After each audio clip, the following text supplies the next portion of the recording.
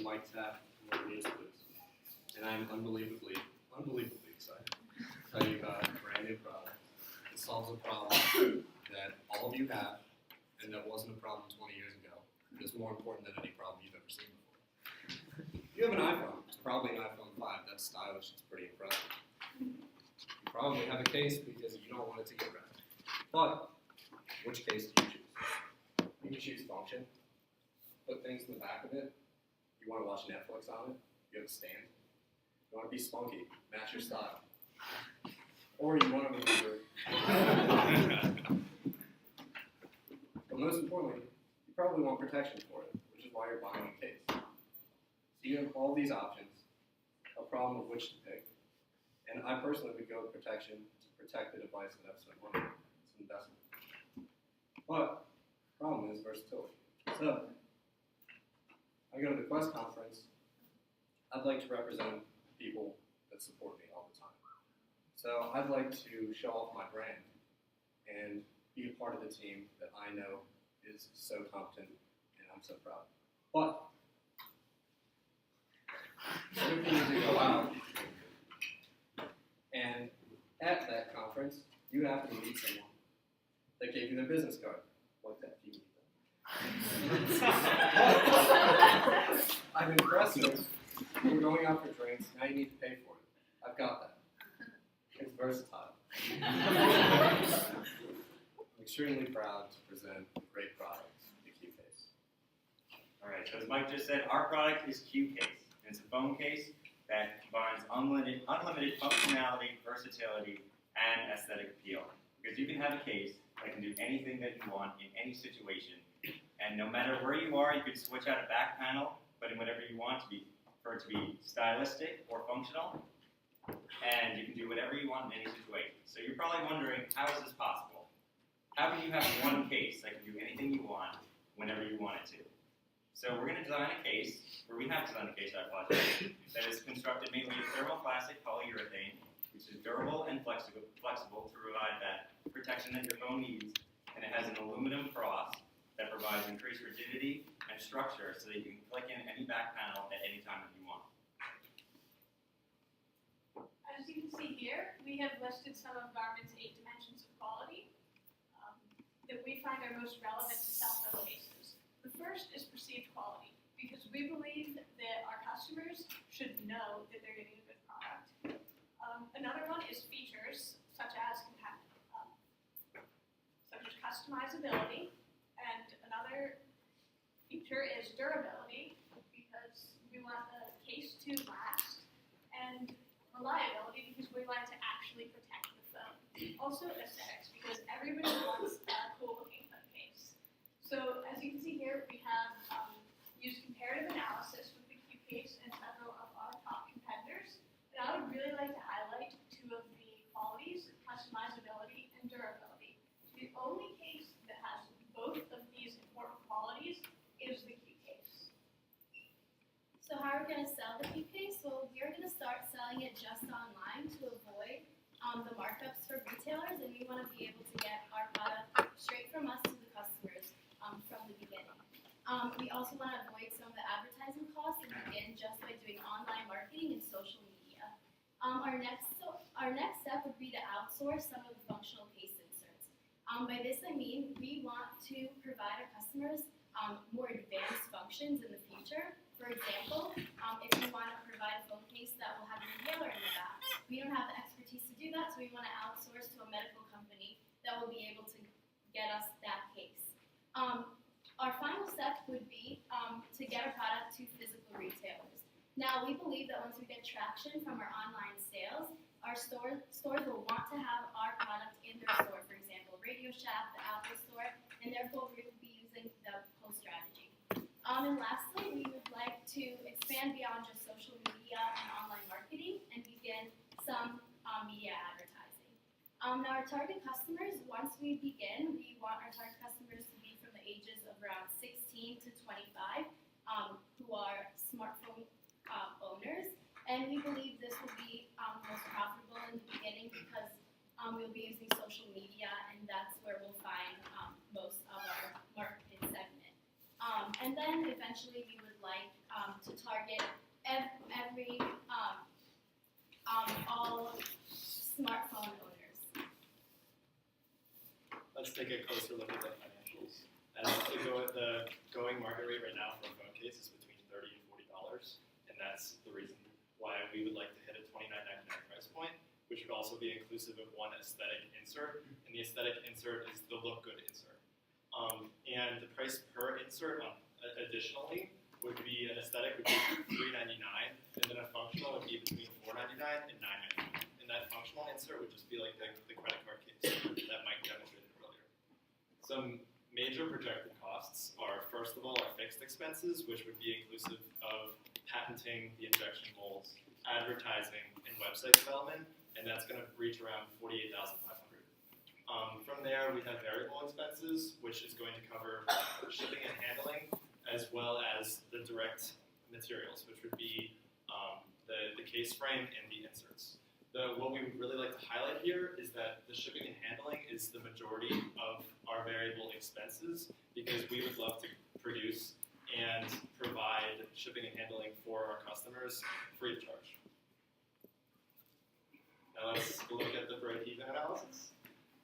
From here, we can find that our break-even point is 2,075 units, which is the number of units we need to sell to accumulate zero profit, zero loss. Our projected sales goal for this year would be 5,000 units, and that would produce a revenue of around 150 grand. Our profit margin on that would be about $68,200, which per unit would be about $13.64. Traditionally, you ask us questions, we try and gauge how much you want it. We try and understand how to improve our products based on your responses. Luckily for us, your potential customers, we support it and we know that you need it. And that's something that inspires our team so much, is to ensure you that the product you receive is something of quality. It's not going to be a $3 insert that really is 10 cents.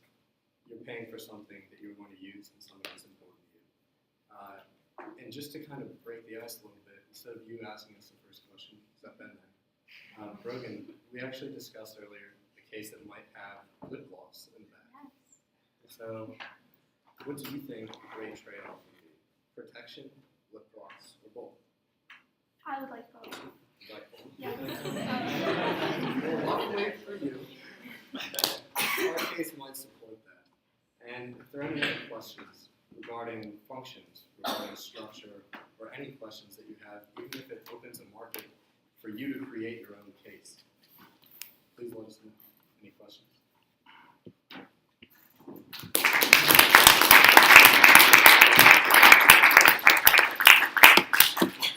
If you believe you've made the best case and you're really marketing quality, can you tell me about your decision to price the case on the bottom range of the $30 to $40 going range for cases? Well, one reason we're doing that is once you're buying the $30 case, we hope you're going to want to buy more of the inserts. So by pricing in the lower range, you give more incentive to customers to kind of splurge and buy additional inserts. So the cost is going to be a little bit more later on, so we kind of counteract that.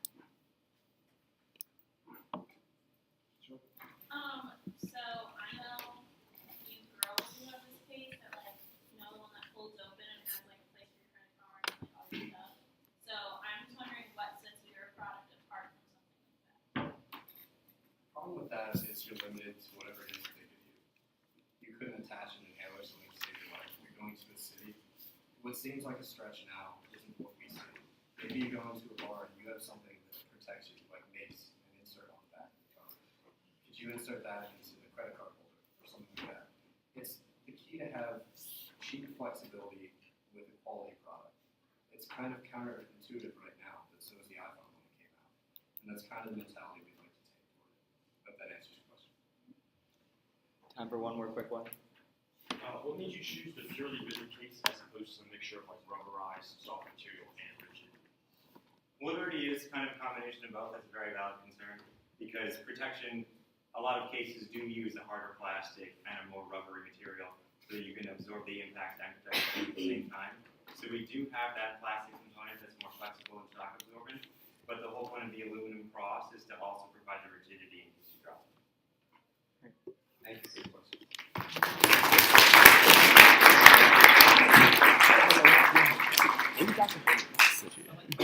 We could just keep it going. I don't know if it froze. I think it's still recording now. I think but let's so. double check. So we just keep it going on the whole time. Okay. So when they have,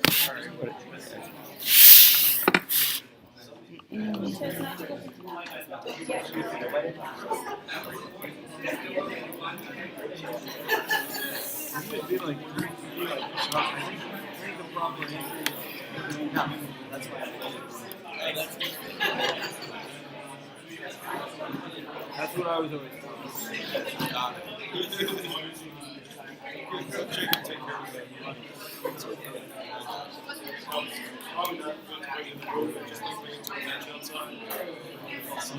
we don't know. Finally,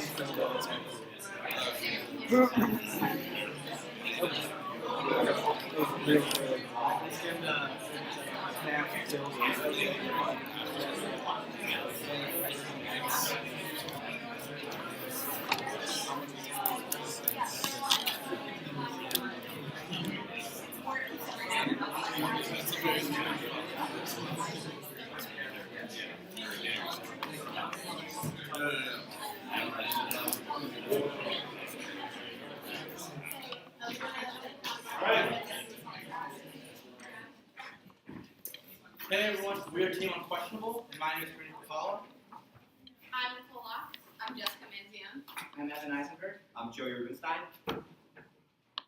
So, we go to bed every night, and our sheets might be made, but they certainly don't stay that way when we wake up the next morning. They're usually come undone, and they just look completely messy. So why is that? So first of all, your fitted sheets might just not be big enough. With all the mattress toppers and memory foam we put on there, it just doesn't fit. Second of all, when we toss and turn in our beds, it just comes off. I know I do that every morning, or I do that through my sleep. The sheets just come off. And we know in the morning it's just a hassle to make that. So we walked around our floor and we found some examples of completely messy beds. You see the sheets coming off, comforters everywhere. It's a mess. So we have the innovative solution to this problem.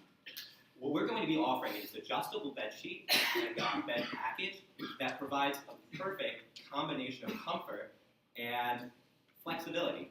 This will be able to fit around your bed no matter the size, well, depending on which package you buy, I guess. And it's essentially going to be the perfect product for your bed sheets. Okay, so for design, we really wanted to look at our focus groups and see which dimensions of quality they wanted to improve in the current bed sheets. So we have a little prototype here, and the first thing that we decided to fix was the fitted sheet. Like Preet said, there's a bunch of different mattress pads, so we made it a little bigger than the normal one, and then you have a drawstring kind of like on a rain jacket that'll pull really tight so it won't come loose. You only have to put it on once right after you wash it. And then Evan will explain later, we're going to have buttons that'll be adjustable. So there'll be two buttons at the end that'll have a locking system, and there'll be one that goes from the fitted sheet to the loose sheet, and that will stay on. And then there'll be one that connects the loose sheet to the comforter. So that won't ever have to be a hassle. And then there's also going to be buttons on the sides. There's going to be one around your calf length and one around your hip length. So depending on how snug you like to be at night, you can do that. And then also when you make it in the morning, you can snap those and it won't come undone during the day for sitting on it or doing homework. So the three that we mainly focused on was aesthetics. So as I said, we wanted to make sure that it wasn't different or in comfort and in look than the existing bed sheets, but was obviously better. Also reliability, we wanted to make sure that it was doing what we needed it to do, as well as we needed fitted and secure sheets. And also in performance, we wanted people to have what they needed based off of what the focus group said that they like their sheets to be when they sleep. So for the actual locking mechanism, it has three parts. It starts off with a base, that would fit on top of the fitted sheet. And then the top sheet would go on top through a little hole in the top sheet. And then the middle part, sorry, I got it, will go right on top and snap in, then twist to turn. And then on top of that, the top piece will fit on top, and again, twist and turn, so that you can get all 3 sheets with one lock. And the final version looks something like this, where it can just hold all the sheets at once. In the final design, there will be a little tab that comes off the middle part, so you can just turn the middle part, and that will hold everything in place. It doesn't work well 3D printing, so it's not in this prototype. I'm just going to pass them around so we can take a look at them closer. So we compared sleeve tights to its competitors in the market, the basic sheet, suspenders, and clips. And as you can see from this chart, sleeve tight outperformed all of its competitors.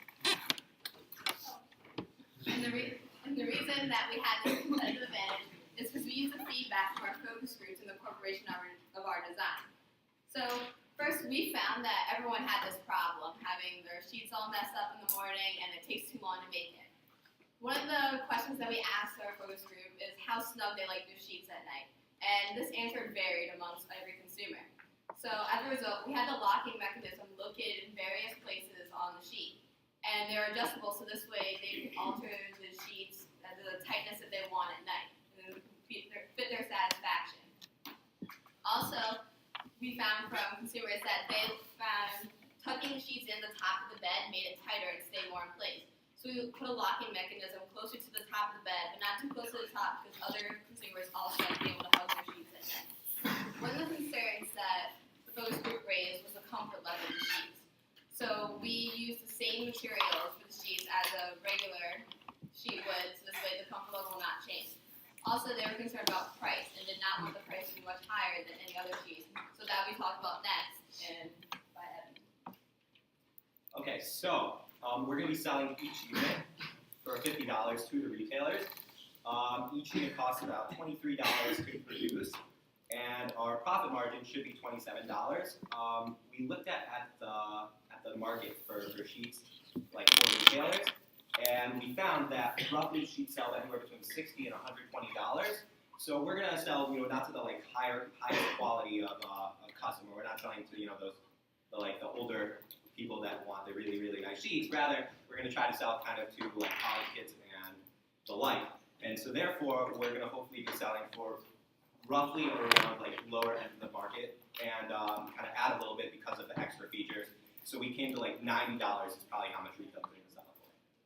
So for how the cost actually breaks down, there are 4 aspects of the cost. The first one is the sheet and pillowcase, which in bulk generally sell for about $15. Then the comforter is also about $6. It changes by the bulk seller, but $6 is about the average. The shipping, because we can fit well over 800 of these units in each truck, it comes out to be about $1.20. And the clasps are very cheap to create with injection molding, and it comes out to about 80 cents a clasp for our variable costs. So the total cost comes to $23. So to initially introduce this product into the market, we're aiming to market to freshmen that are just entering college. They're moving on to a new part of their life, and this is when they'll be buying bed sets for their new bed in their dorms. So from research that we did, we found that in 2012, there are 1.5 million full-time, first-time students. So these are the students that are going to college for the first time and this is their first time living out of home. So for every 1% of this market that we capture, we would be selling about 15,000 units, and with a $27 margin on each, that would be over $400,000 in profit. But we also understand that freshmen aren't usually buying these sheets themselves. They're typically going out with their parents, figuring out a design they like, and then the parents buy that for them. So we're going to go to retailers, which is where most people do their bed set shopping, such as JCPenney, Target, and and beyond. But looking towards the future, this can really be used and sold to anyone that's looking for new bed sets. For example, anyone that's growing out of their bed, like kids growing up, or if you're buying your first home and you're looking for a new bed there, or just anyone looking to replace their current bedding. And another option we're going to consider as we move forward is entering hotels. They typically make their beds every morning, so giving them this added convenience will be a great way for our product to enter them as well. So to recap, we're going to be providing an adjustable sheet that will hopefully make your going to sleep experience and your waking up experience the best as possible with our 3-layer lock system. And, well, we're sleep tight, and we hope that you have a good night.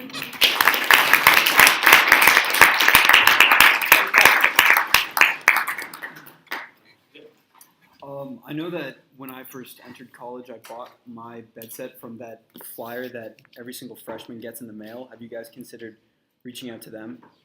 So yes, we were actually, Jessica told us about how we offer that. We didn't actually know about that, but I think that's something we can also look to and like partner with colleges to offer this product. Existing offerings. And also to go off of that, I think like our end goal in the market of the new freshman is to get on to that typical standard of like the college checklist. What do I need? I need these type of bed sheets. Go to Bed Bath & Beyond. They give you one when you walk in because they see all the freshmen coming in, and we hopefully be on there so they know we have a section right there. Okay. Any more questions? Did you try your prototype on a full-size bed or just the small little model? Yeah, we did try on full size. Just my concern would be that whether the drawstring would work with that much. So I mean, like we've seen like sweatpants and all these like big pieces of cloth. It seems to work. Like you have large sweatpants that have the same. Not you,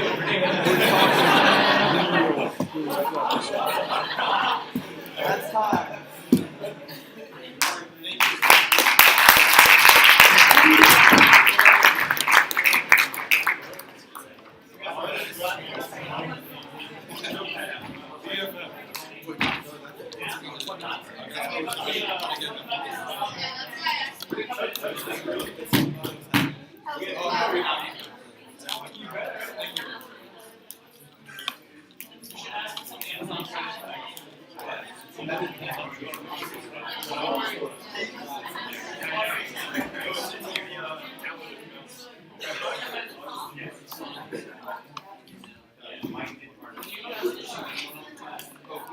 Nice bow tie. Nice.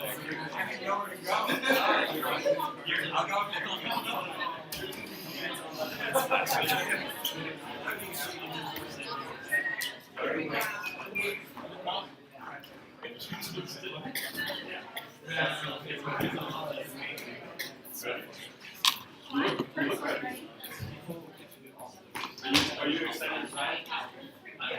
Okay, so excuse me, cohort 22. I will say that I did promise the mentors in our class just before this that I would get them pizza.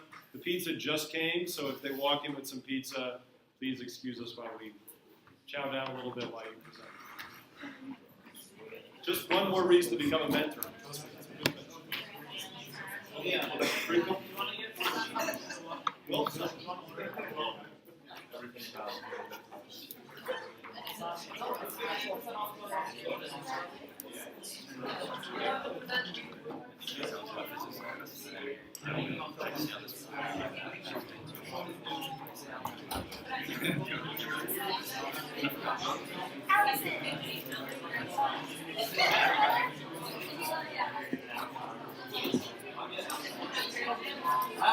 I miss you.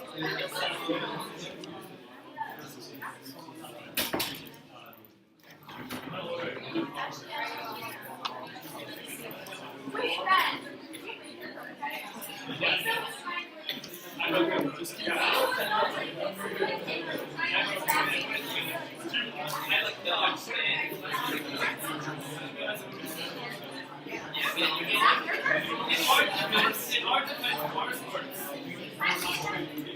Yeah, don't go to more than one in Dallas.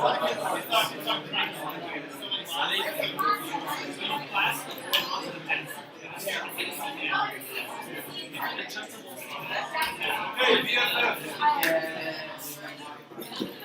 Oh, they voted out. My favorite class. Alright, so good evening, everyone. I'm Chris Yeager. I'm Kyle King. Sarah Zelsky. And I'm Alex Wilson. Thank you all for coming out tonight as we present to you Secure State.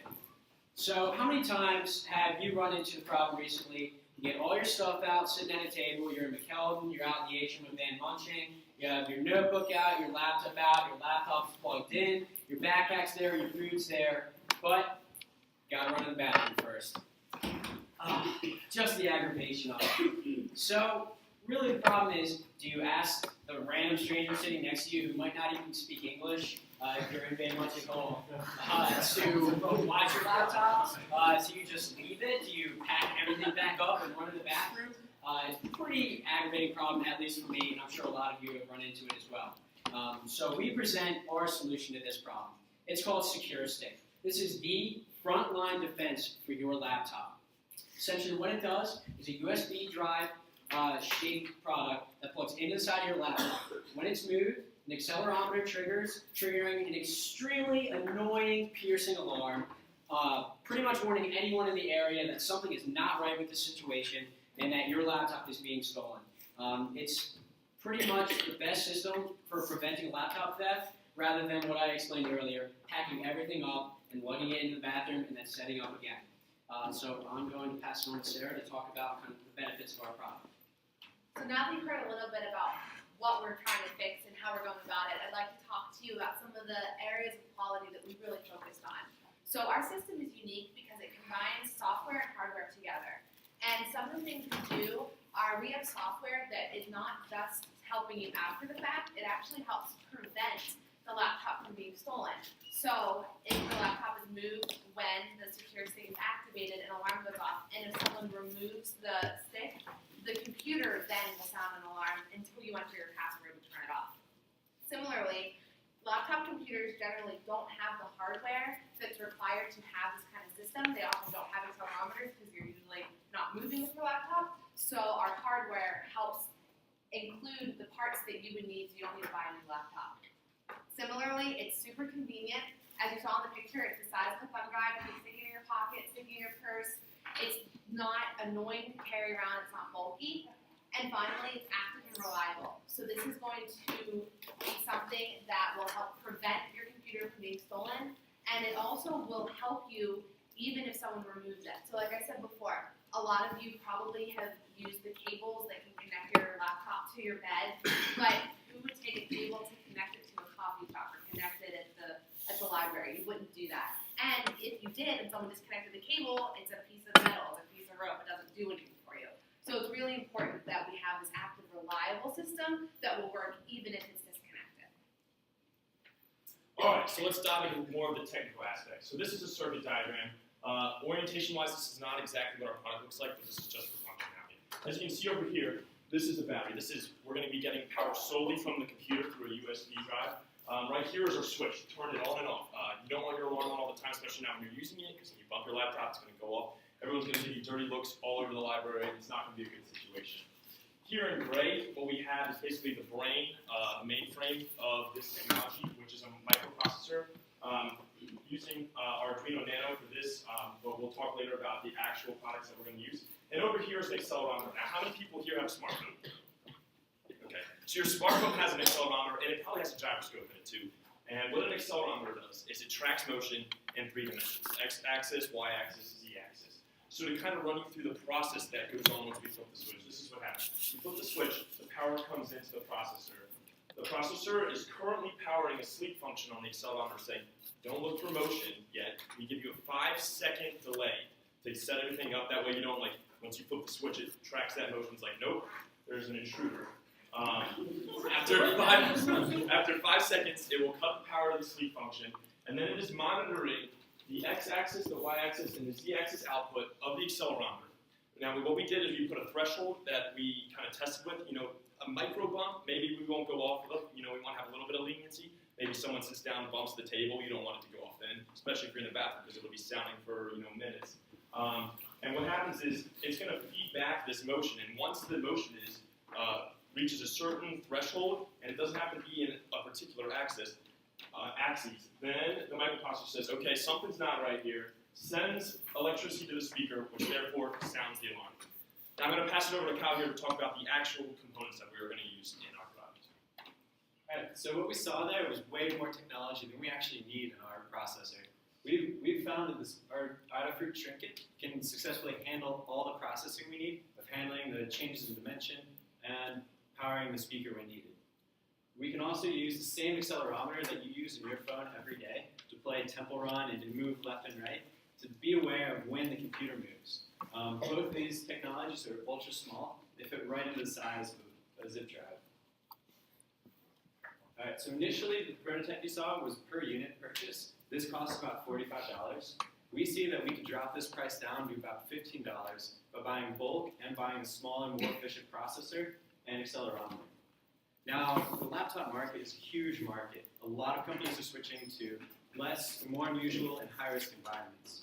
So we're looking to aim at about 50 million new laptops sold every year and sell to about 1% of those new purchasers. And this means for us about 500,000 potential customers. All right, so now I'm going to talk a little bit about the pricing of the Secure Stick. We're aiming to price our product at $30 per unit.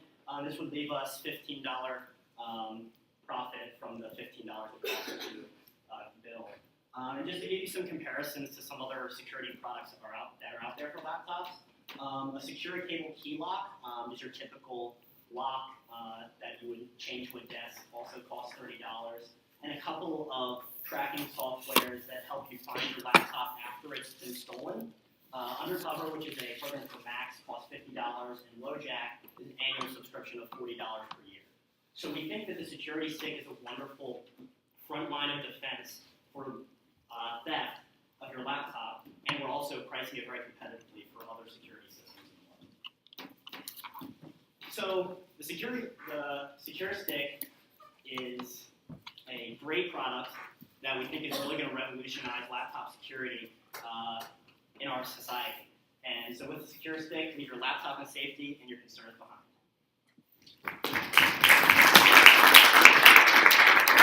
So before we open up the questions, Kyle's going to show you our phone prototype really quick. We have it right here. So that menacing little black Secure Stick you see in that picture is just about this life size. Just like a flash drive, you can plug it right in your computer and leave it, walk away and get that coffee in peace. All right, I do have one more thing that we want to show you guys, kind of a demonstration. But in order to do so, I'm going to need my phone. Would you mind tossing me my phone?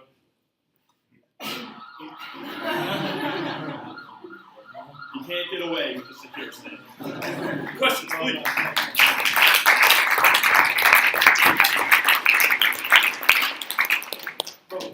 I may have missed this, but what's going to prevent someone from walking up to the computer and seeing the Secure Stick, just taking it out and not taking the computer? Glad you asked that question, Brogan. That was one of the things that we went through in the developmental phase because, as you said, it's powered by the computer, right? So when you remove that power, there's going to be no power going to the speaker. And what we decided to do, and that's why we integrate software in this program, because just like even when your computer is asleep or anything, and you pull something out, you hear that noise saying, oh, something just came out of my USB drive. There's software that's monitoring that. When that USB drive is removed, your own speakers on your laptop are going to go off. And in fact, they're probably going to be louder than the speakers we have in USB. So that's the wrong choice to make. So, for example, I have two questions. One, what if someone presses the power button on your computer and shuts down? You're not removing anything, and your power shut down, so you're removing power to both devices. And then the second question is, what if someone takes it off like it's falling and takes it off like that? What do you mean? Can you explain the falling thing? So, I assume you've done testing that shows if it's lifted off the X, Y axis or Z axis, you've measured what a normal lift looks like. What if someone did like it's falling and then it takes it off? Because that's the falling, that's how it falls. No, any motion period. Oh, any motion period. Like if you move like half a centimeter, it's going to go off. More so, but we didn't want it to be like if someone sat down and was writing, Okay. like those kinds of things. But other than that, any kind of moving or any dropping accelerator faster, any of those things we got. Okay. And then the power button. Yeah, we integrate that all into the software. Yeah, part of the software component, when you do press the power button, there are capacitors in your computer that run for a couple of seconds before that the software can recognize. Mike? Last question. Last question. You chose black as something that resembles a USB, right? So what if you have a maid or a cleaning woman at a coffee shop? Did you think about maybe changing up the size of it almost like an ADT alarm sticker so that people know not to move it accidentally? That's a good question. First off, I'm not sure about the maid at a coffee shop. I'm not sure about it, but I understand. I understand what you're saying. This was something that definitely went into our thought process is, do we make it bulky and have that deterrence, or do we keep it sleek and efficient? And we found that to keep it sleek and something that you could carry in your pocket was something that really competed with our competitors. And something that we are thinking about is possibly an ADT sticker of sorts, a sticker that you put on on your computer. And you know, I hope that as our sales go through the roof, people are going to start to remember the Secure Stick name, and they'll know not to touch. Thank you for your time.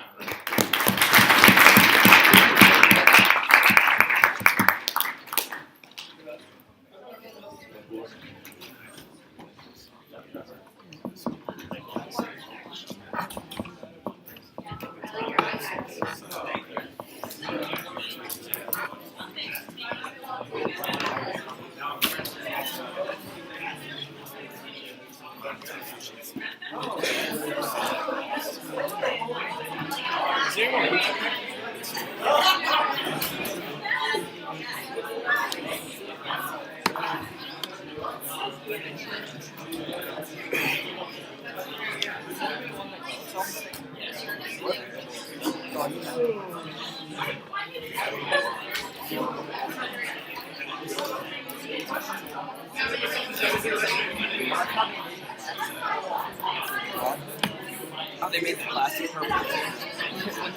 3D printer. It looks like it works based on. That's in the machine. Have you seen it? Yeah, no, but I'm saying it's like I picked the color. Yeah. So I think it's funny how they picked purple. I like that.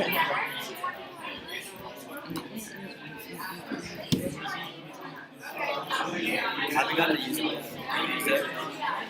It's a MakerBot. I've used MakerBot before, but I haven't used that one specifically. The pad is like a really easy version of pad to use with software. Say it again? Like the pad that goes on. It's like you can use. There's so many different types of pads. It's like AutoCAD. You can use it all on there.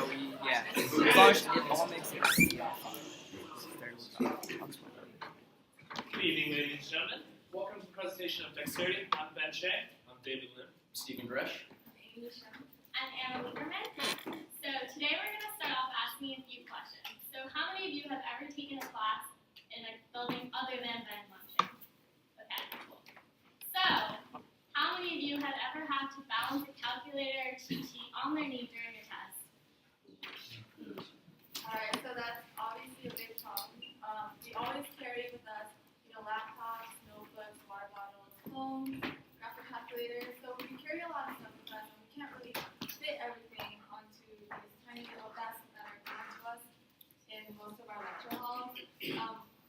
Our group went around the campus and measured a lot of the desks around the lecture halls and found that most of the desks here are 12 to 13 inches, so it doesn't really fit the two pieces of paper side by side, which is 17 inches. And so instead we used, two desks or like put water bottles on the floor and keep our stuff on our laps and stuff, which is really bad because, we drop things and graphic calculators are expensive and we spill our food.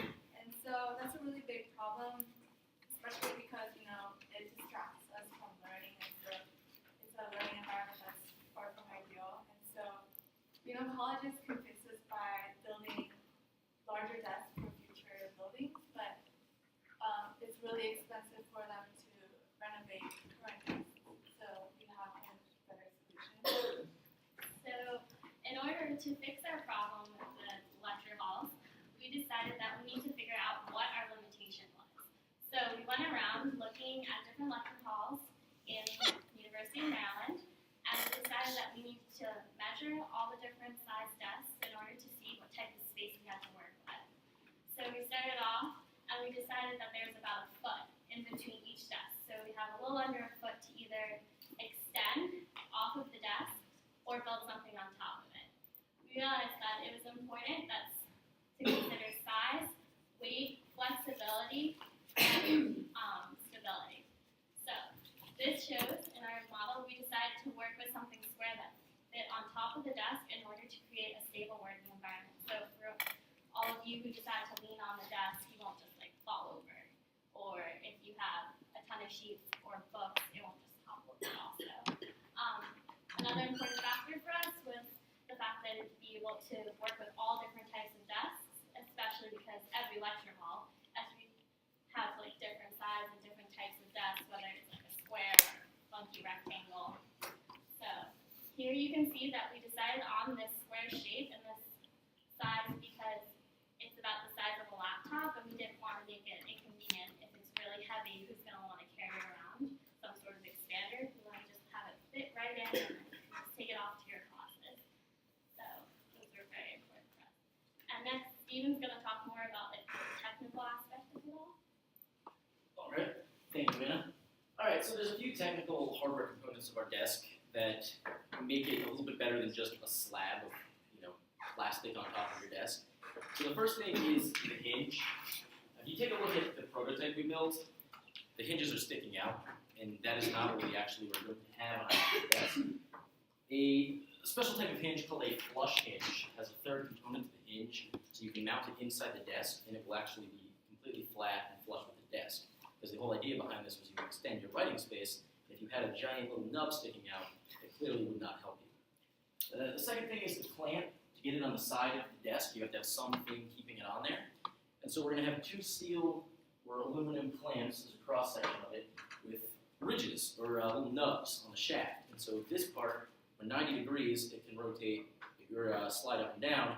And when you have your desired height for any sort of depth that that original desk is, it will rotate and lock on there.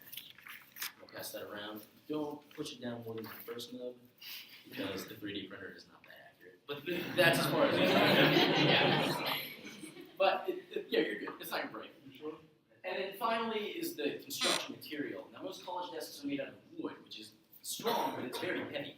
And so we tried to think, okay, metal, that's too heavy, it's too flexible, glass, obviously, that's gonna break. So plastic was gonna be our best bet. But a lot of plastics are not super strong, there's a lot of different kinds out there. So we actually thought of what is a good plastic that's not gonna break, that's gonna be strong? A cutting board. Think of a cutting board. It's not gonna bend, they're very strong, not the flimsy ones, the flexible ones, but the stiff ones. You put knives on it, you hammer meat on it and stuff like that. So if anyone wants to press down on that. The Bailey strength test. Oh. So it's pretty strong, and he's also actually supposed to have the hinge part on the actual desk, but he didn't, so that actually further demonstrates. Well, you did it right. Very good. Thank you. Does anyone want to do a little stress test on that? No? No? All right.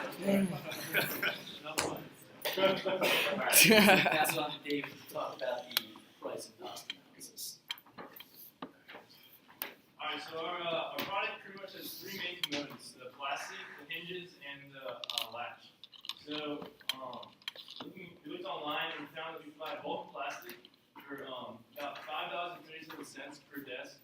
Now, since our dimensions don't really fit the standard sizes, you can buy them by feet.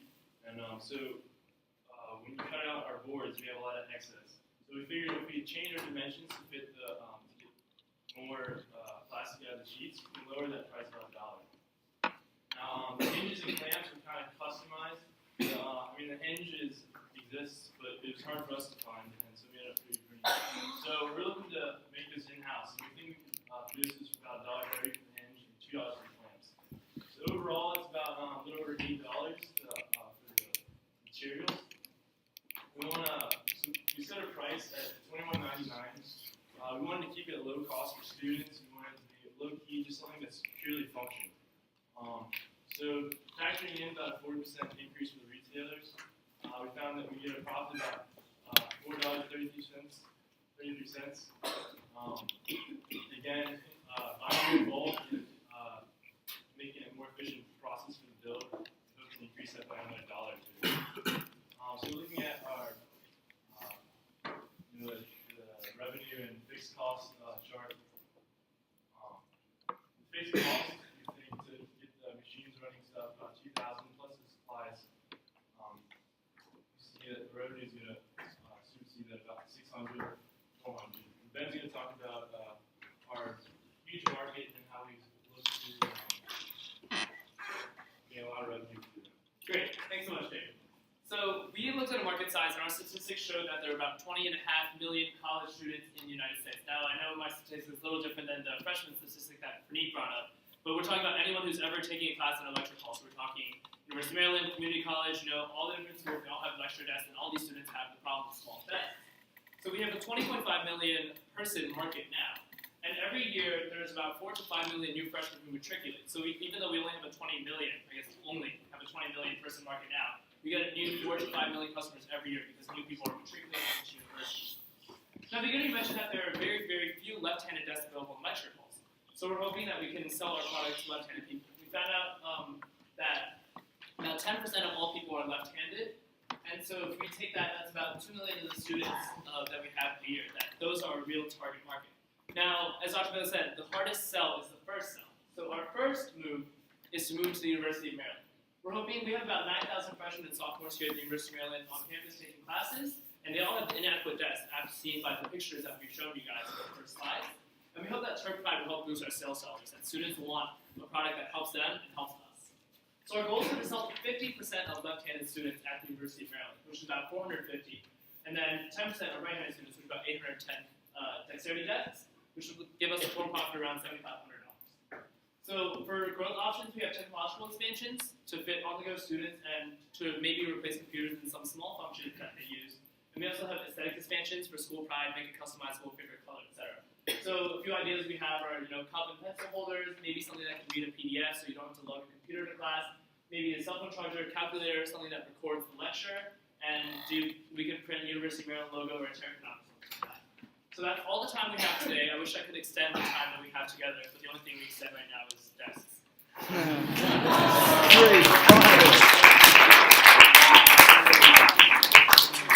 I'd like to say that joke was Steven's idea, so it's you guys. Last question. So quick question. I don't know if this is possible. If you've thought about using something where it's a laptop case that converts into an extender, just because I think it would be tough to carry around all the time. But if it was on my laptop, I'd be able to take it off and then make it extend. That's an idea, but what if you didn't want to take your laptop out at all? Then you could just take it I think the problem with that is because this is hard plastic, and you wouldn't be able to put hard plastic, you wouldn't be able to surround your laptop with hard plastic, and then if we use the softer plastic, it would be flexible, and you wouldn't be able to write on the left part of the desk. Got it. Great, I think we're out of time. Yeah, sorry. Did you guys consider production costs in the cost slot?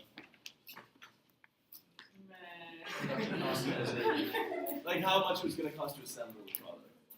Oh. It's somewhere in there. I mean, the only thing that you can assemble is, we have time, and it's pretty simple. It's injection molding in CNC. Steven's doing all of it, so we're just paying Steven. He's just Steven sits there, that's all the screw, that's pretty much it. Alright, thank you.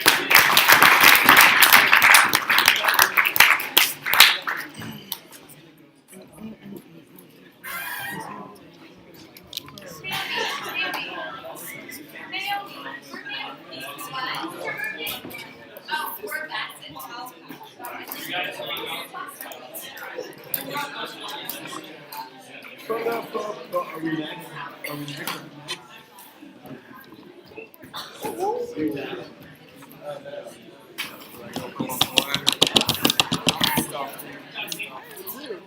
Where was the water? Yeah. Water? Water? Oh God. Settle down.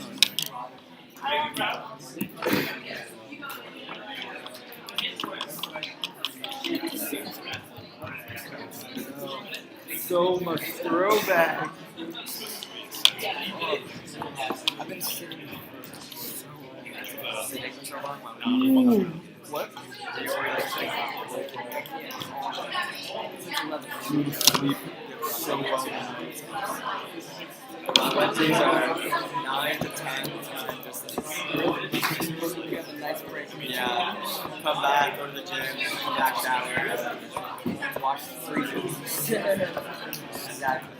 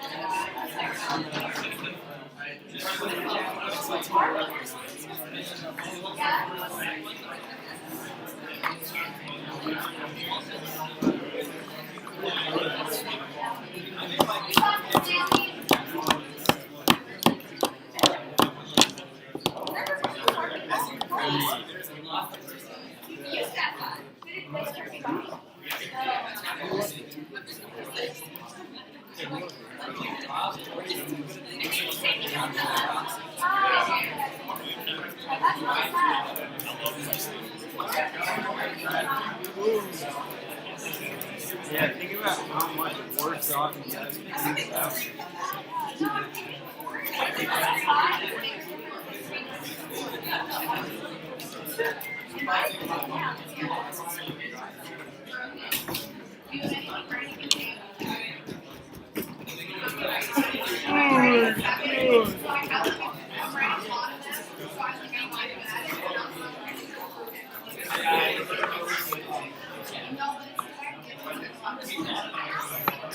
Okay, Team Bassett, ladies and gentlemen. Hi guys, so we're Team Bassett, and I'm Jonathan Cow. Hi, I'm Naomi Lieberman. Allison McCown. Evan McLaughlin. And okay, so we're here to introduce our new innovative idea that is thermal solar.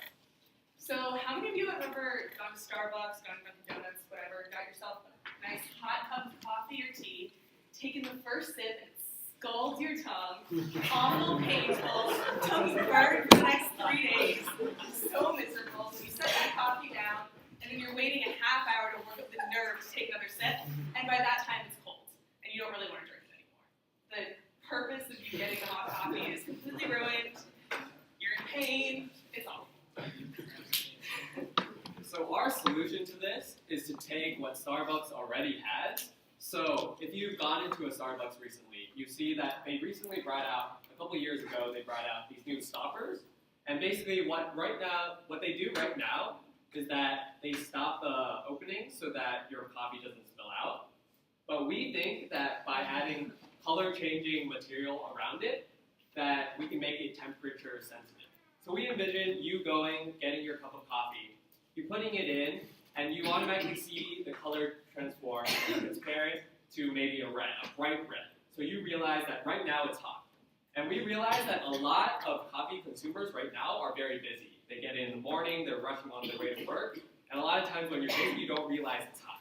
So when you see that red flash, you know not to drink it now. And so for the technology part, we thought we would include technology similar to a mood ring, if you've ever used one before. And basically what they use is called Luso dye, which changes color based on heat. And this is a diagram of our design. Basically the inner can be similar to what it is already, very cheap plastic that's flexible. But around it we would coat that transparent plastic with Luso dye so that it would actually change color. And then on the outside we would also need a coating because we care a lot about safety and we don't want people drinking the Luso dye. So that high-density polyethylene has special properties. It not only allows the heat to conduct through it, but it also protects the inner material from the high heat. So when we were thinking about our product, we had to think about first our customers and who we are going to sell our product to and what people want to see in this new innovative design. And we got a focus group together to ask them some questions, and what came out of that was that they were most concerned about reliability and performance when it came to our product. And the product needs to perform by consistently telling the temperature, so red always has to mean red, whatever that temperature may be. And since these are disposable, we would sell them as disposable products, they don't need to be durable, and the focus group helped us come to that conclusion, so that is not really on our list of important features and qualities in our product.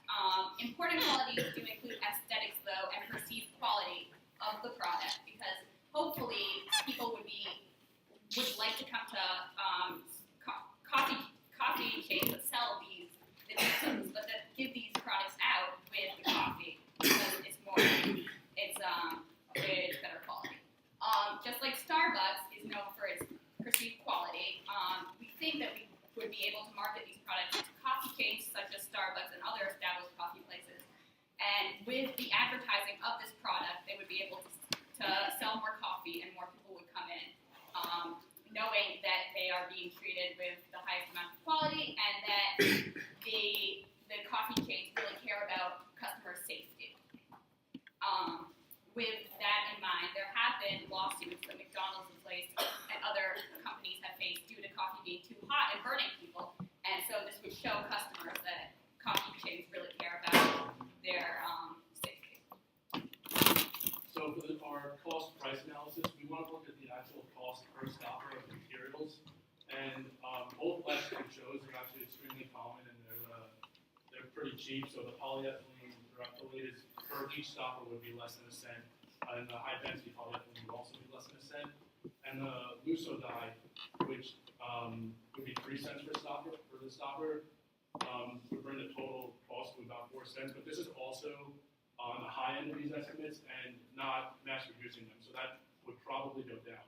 And then our plans right now would be to sell the stoppers for 5 cents to Starbucks or Dunkin' Donuts because we want to focus on increasing the usership of the actual stopper because if we can increase the usership, they just keep, because since you throw them out when you're done with them, Starbucks will go through them very quickly, and that'll increase our profits. So, what we found was Starbucks sells over 10 million coffee cups a day. So conservatively, we estimate that 1% of Starbucks customers use the thermal stopper. We make a 1 cent profit on each one, which would be $1,000 a day, using the 5 cent model that we sell at Starbucks, which is low. So that would probably increase over time. So some next steps that we could take, we could do more user market research on coffee stoppers to be sure that this is something that most people would want to use. Our focus group seemed to think that this is a pretty cool idea. They've had problems holding their tongues before. We would also want to do producer and supplier, look into more producer and supplier information, who would be supplying our products, how we would be making them, some market, how to market our product to Starbucks and to the customer itself, so that we know that they are getting a good, or so they know that they're getting a good product, and to do some further research on the difference between thermochromatic liquid crystals and Luso dye. They're both color-changing, temperature-sensitive materials that would work in this product. We've come to the conclusion now that Luso dye would be more effective based on the fact that it's more inexpensive and it's easier to use in manufacturing. But TLCs do have some good qualities too that could be another option for production later on. So any questions?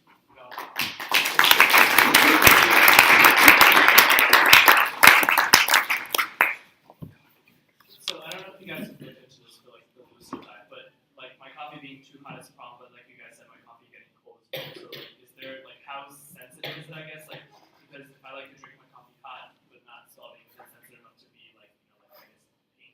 Yeah, exactly. So if you have ever had a ring like when you were 7 years old or whatever, the colors range from black, which is ice cold. I actually did this when the new ring came in today. I ran underwater for a little while. Black is freezing cold and red is hot, and it never gets to red on your finger. It always stays a stupid like green-blue color.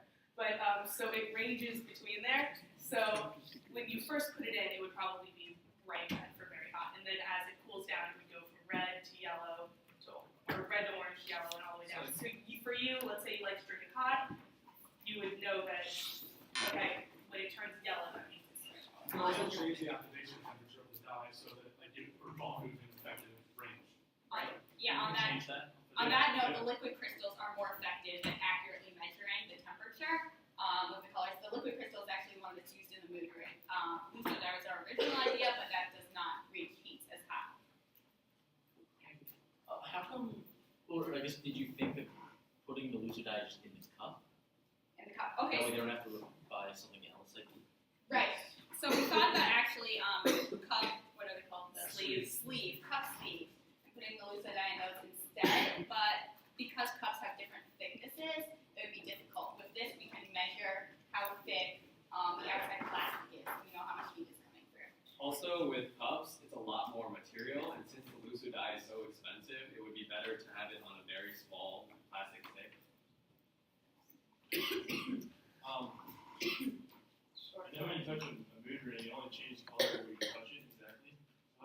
change color at the top where it's visible? Yeah, so we're planning on, we'll look into that, but basically the thought process is that you open it and you look. But the color does change because the heat passes on the bottom through the stick, so it does go through a little bit.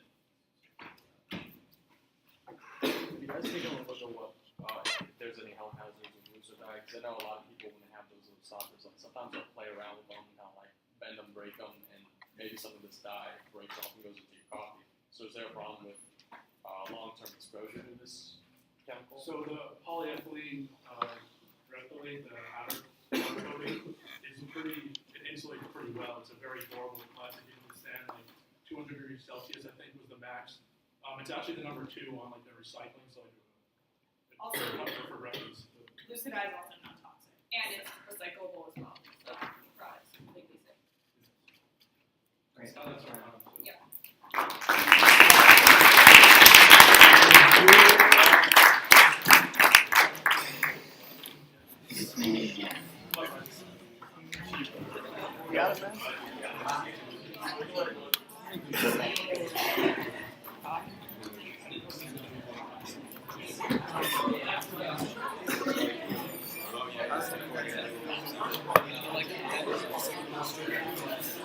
Oh, what I was saying earlier, all CAD software, everything we're getting they're essentially breaks it up and like creates trying and you can use it and create layers of plastic.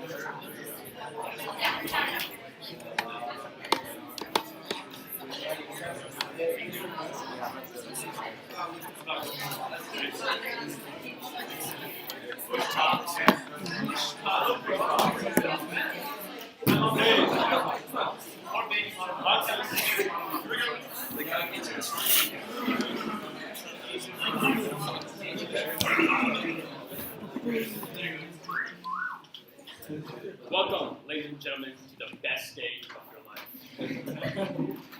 My name is Yash Mehta. I'm Brogan Cheeky. I'm Kimberly Brown. I'm Brendan Rowan. I'm Asa Hacker. And we are Boxless. Our atom-based innovation is the Evo brush. Push, pop, floss, and toss. Now let me ask you guys a question. And I shouldn't have to, but I'm going to. How many of you brush every day? Thank God. How many of you floss every day? Hey, fantastic. But statistically, half of Americans do not. So clearly it's a problem. But is it a significant problem? Well, let's look what happens when you don't floss your teeth. When people don't floss, you can get things like gum diseases, respiratory diseases. You can lose your teeth, get diabetes, or even have problems with your cardiovascular health. So clearly, it's significant. Now let's look at some of the root causes, no pun intended, of this problem. We'd like to introduce what we like to call the 4 C's of why people don't floss. First, comfort. Ever try sticking your fist into your mouth? Not easy and not fun. 2, cost. The financial burden of having to buy 2 things instead of 1 is a legitimate concern for many people. 3rd, convenience. Let's say you go on a trip, for example, and forget your little container of floss. What happens then? And last, complication. Some people just do not know how to floss. Now here's a quote that we really like. You will never change anything by fighting the existing reality. To change something, build a new model that makes the existing model obsolete. And we're here to make the existing toothbrush obsolete. And now we are proud to present our product, which is the Evo brush, which is a revolutionary solution to the dental hygiene problem. Now, the main point of our product is actually to combine flossing and brushing into one easy-to-use mechanism And to use the Evo brush, you simply have to brush. Then you have to push a floss cartridge out, put it on the end, floss with it, and then throw it away, which is where we get push, pop, floss, toss. So it's extremely easy to use, very user-friendly, but to make it even better, we added a lot of features to really optimize convenience and comfort as well. So this first you see up there shows the bend in the toothbrush, which you can see in our form prototype. And this bend is really to help our consumers get into those hard-to-reach areas in your mouth, like when flossing your back molars. Number 2 up there points to an actual one of the floss cartridges. They're single use and they pop right out of the brush, and they're already tied to make it especially convenient for our consumers. And number 3 shows you the storage mechanism for these floss cartridges. You can keep 30 in the body of the brush at one time, and when you want to use one, you simply have to press the button, and one will pop out that's ready for you to use. So that's very easy. And it's also spring-loaded on the bottom so that there will always be a cartridge there when you need to use one. And moving away from the flossing mechanism, we go to number 4, which shows you the removable brush head. This really adds convenience for customers because instead of having to buy a new toothbrush every couple months, you simply have to replace the brush head. And then last but not least, number 5 shows you the hook on the toothbrush. It's not as big in real life, I promise you that. But that hook allows our Evo brush to match with its Evo Home. And the Evo Home is a suction cup that can either go on the mirror or the walls in your bathroom for really easy storage. So that holds kind of the other end of that. So I've discussed the features, but another thing that's very important to mention is that a lot of these features were greatly altered due to the voice of our customer. So specifically when we had focus groups, the potential consumers were very concerned about the technicality of our first design, which involved pulling floss from the handle and then tying it each time you were using it. And we understood that concern, and that's why we made the switch to the cartridge system, which we perceived to be much more user-friendly. And second, they were really concerned about the comfort of the brush, so we really emphasized this kind of turn, this bend in the brush, to make sure that flossing with the Evo brush is easier than flossing by hand or with flat floss picks. And I'm going to turn over to Camelia, who will discuss quality management of the brush. So Brogan detailed the features we've implemented to make our product more convenient and comfortable. So our features rank number 1 in regards to governance, 8 dimensions of quality. Next in line is our serviceability. Focus groups weren't too thrilled with the idea of having to replace the entire toothbrush every time you want to replace your toothbrush in line with oral hygiene. So we added parts that are replaceable and removable, such as the brush head as well as the cartridges, and parts that are disposable, such as the floss picks. The last part is our performance. Streamlining 2 separate entities to one makes our product more convenient, and it also emphasizes the fact that when it comes to brushing and flossing, one is more important than the other. Thank you. Another quality that our product addresses is conformance. In making our toothbrush, we decided to use materials that are on like normal toothbrushes that you regularly use, so as to not make the transition from a normal toothbrush to our new product hard, or it'll make it more comfortable. In light of that, the bristles are made out of nylon, the grip is made out of rubber, the body is made out of hard plastic, the floss pick is made out of soft, like flexible plastic, and in light of a study Oral-B did, where 75% of flossers preferred polyethylene tetrafluoroethylene to wax nylon, we decided to use PTFE. So now that we know the materials, here you can see a price breakdown of our 3 products. The Evo brush will be on the next slide. But here we have the 2 replacements, which would be the Evo heads and Evo cartridges. The Evo heads will be sold in packs of 2, and the price to the consumer through a retailer will be $4. And of course, the distribution strategy for the Evo brush, the Evo heads, and the Evo cartridges will be through the retailer. And we looked up what the average retail retail markup was, and that is 28% on average. And so for Evo heads, it costs 80 cents to make 2 of them, and that's just based on a 65-cent average cost for a toothbrush. And for Evo cartridges, the cost for 90 cartridges in 1 pack would be 90 cents, and that's based on a 1-cent cost for floss picks. And fixed costs for Evo heads, Evo cartridges, and Evo brush are the injection molds for the 3 products, and we have $3,000 for Evo heads and $800 for the Evo cartridges. For the Evo brush, we have a starter pack that consists of 1 brush head, 30 cartridges, and a body. The fixed cost for the body is $20,000 for the injection molding, which is generally just based on the size of the product. The total cost for the starter pack is $1.70, again based on the 65 cents for a normal toothbrush, but in addition we have a few more features, and the body of the toothbrush will have to be hollow. And the total price for a starter pack is $5.50. Thanks, Brendan. Now that we know how much it costs to produce, how much we're going to be selling it to the retailers, and how much the retailers are going to be selling it to the consumers, we decided to determine who's really going to be buying the Evo brush. By cross-referencing these 3 groups, we arrived at our number of 120 million for a target market. And in our first year, we're hoping to capture about 0.5% of that market, arriving at 600,000 customers. Now, each of these customers, in their first year with the Evo brush, they'll be purchasing the starter pack, the replacement cartridges, and the replacement heads. That'll get us to $6.75 of profit. Multiplying that by the 600,000 customers, that arrives at $4.05 million in profit. Subtracting our fixed costs of $23,800, we arrive at $4.03 million in profit. And that's not including the variable cost to produce. So ask yourself, when you go home tonight, while you're brushing your teeth, hopefully, look in the mirror and ask yourself, don't your teeth deserve better? Evolve with us. Your teeth will thank you.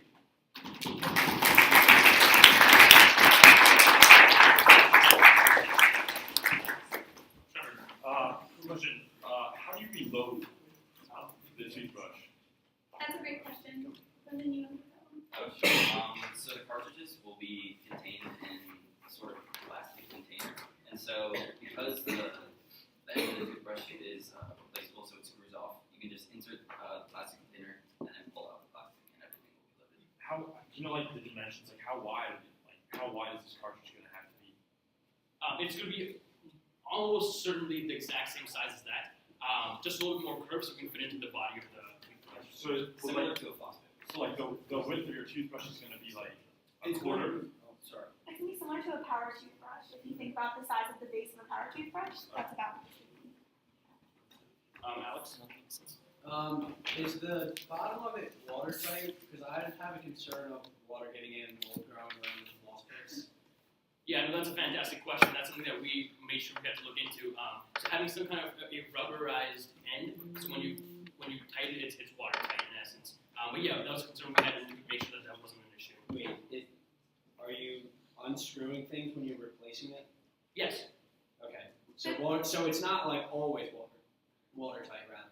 Yeah, but when you're unscrewing it, you would probably not be near water, hopefully, because you're really just you're not using the toothbrush while you're unscrewing it. So. Okay. And that's also why we added the storage mechanism, so that it could possibly, or should be drip drying. That's actually why we added that, so that you can hook it onto the wall, and that way it's not sitting in a pool of water, but it's, again, drip drying, so it's not gathering mold.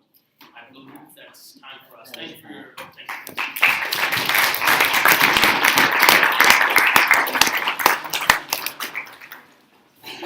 Let's go, guys. Work.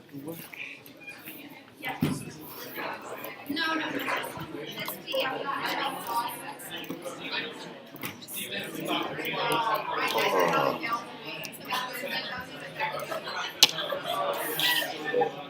Work. That's a good idea, though. Right? I would like, while we were making this, while we were thinking of it, I was thinking to myself, I would legitimately buy it. Use it as your Hindu brush. Well, that's it. But I need a floss, you know? It's like stuff just gets back there. Yeah, I agree.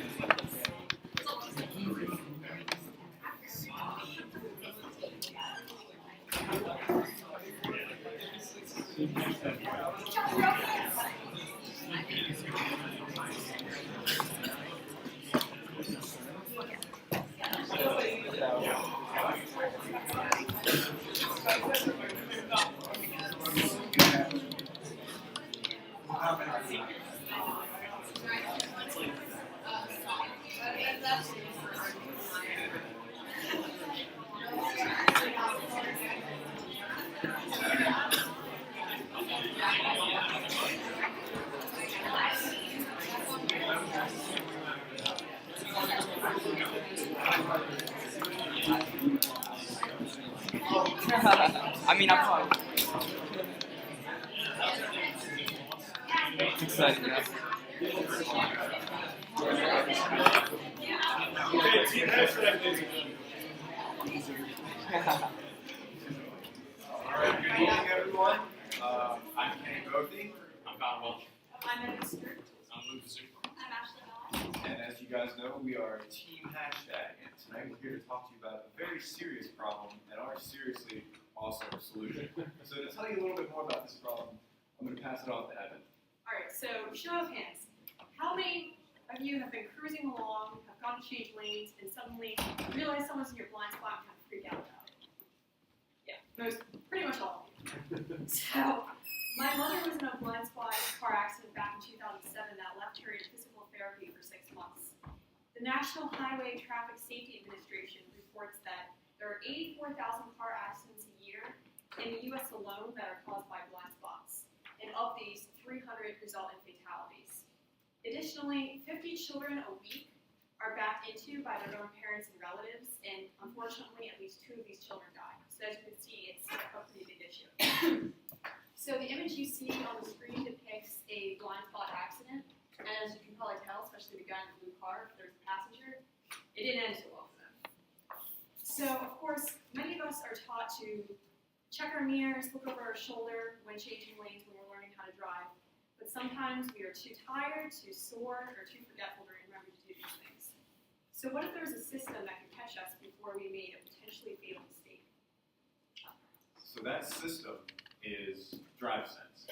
Now, DriveSense is an automated blind spot monitoring system that consists of sensors on the outside of the car and an alert system on the inside of the car that consists of both audio and visual cues to warn the driver of any potential hazards in their blind spot, excuse me.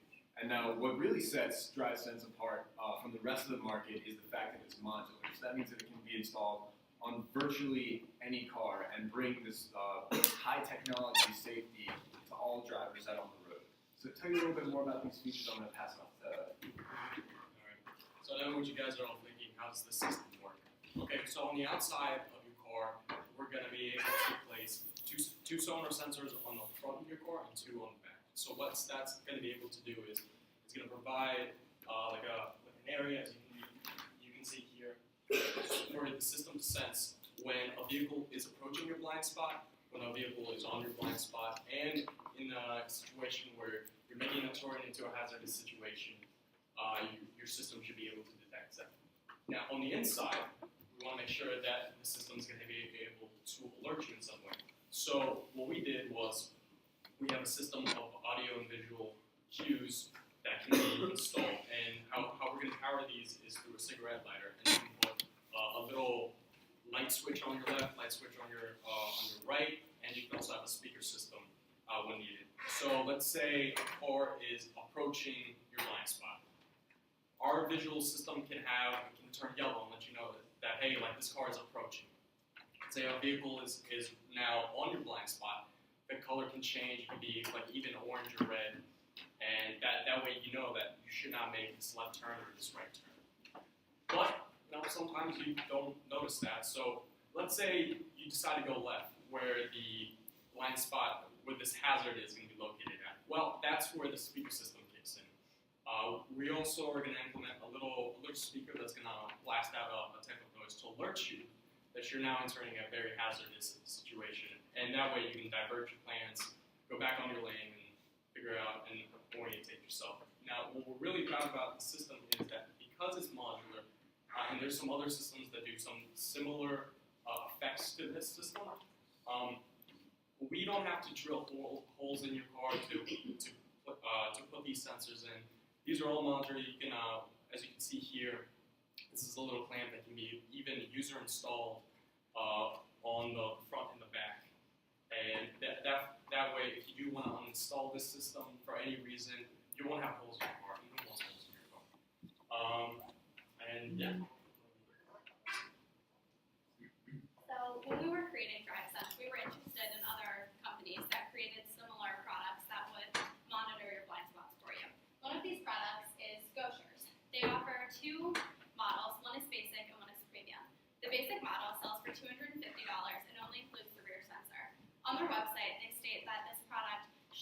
use for the average driver because it has a lot of false negatives and false positives, including something like a tree, which you're probably not going to shift off of the road and hit that tree. So it would confuse you that you would be getting an alert for something that isn't really there.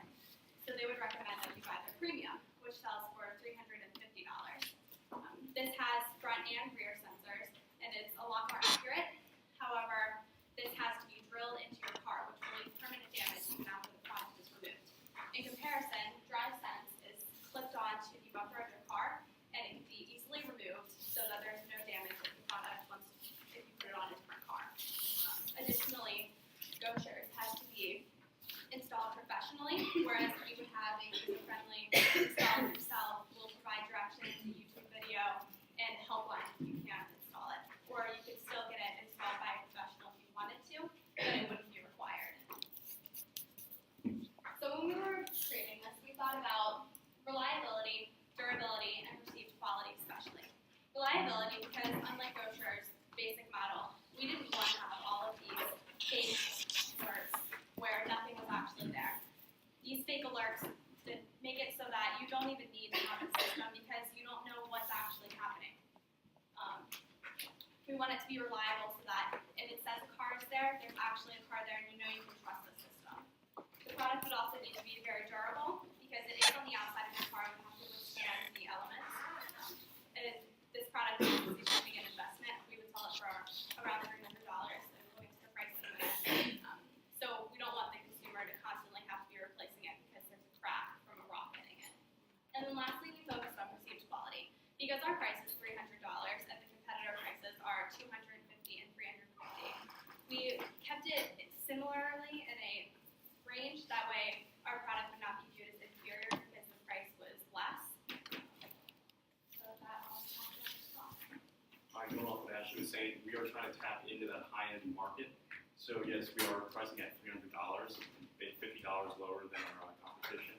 But manufacturing is only going to be around $50 to $60, $10 for each sensor, and then the hinges will be about $1 a piece.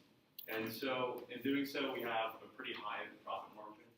And the consumer actually saves even more money because you can install it yourself, so you don't need to go to that repair shop and pay some guy like an hourly rate to install it for you. But our target market is young. They're young drivers, so about 15 to 24 years old. And the biggest thing is that the buyer is going to actually be parents. That's who we're advertising to, concerned parents for their kids. They want to keep them safe. You don't want them kind of getting crashes. So essentially, your new drivers are going to have those old models too. So they'll be used models, so they're not going to have this technology. So basically, that brings it around to 22 million drivers, essentially, if you go with an 80%. And that brings our profit margin with 1% to $222,000.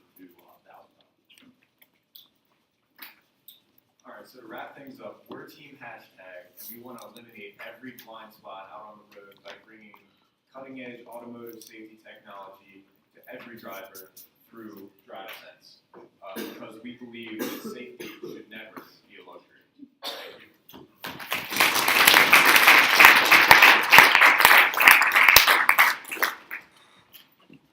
So, Go for it. thanks for the so Ashley mentioned that your competitor, their sensor will go off for trees and stuff. So how does your sensor do that if you're parked next to it? Or if you're in a mountain next to a bush, not So that was the basic model that they offer, and that's a little less complex in the technology. I think it has less sensors. The product we're offering is more comparable to their premium version, which doesn't have the false positive readings, and so what sets us apart again is the installation process from that premium product. Did you say it was just mounted on the back, or it was on the sides and the back? So 2 on the back and 2 on the front. And it would be on the side, so Okay, so Okay. Alright, that's the last question. You said that it's easy to install and uninstall. Is it easy enough to uninstall that it's easy to steal? Well, with this product, it would be not very noticeable because I'm not sure what the prototype is right now, but it is small enough that it shouldn't be. And we were considering either installing a lock onto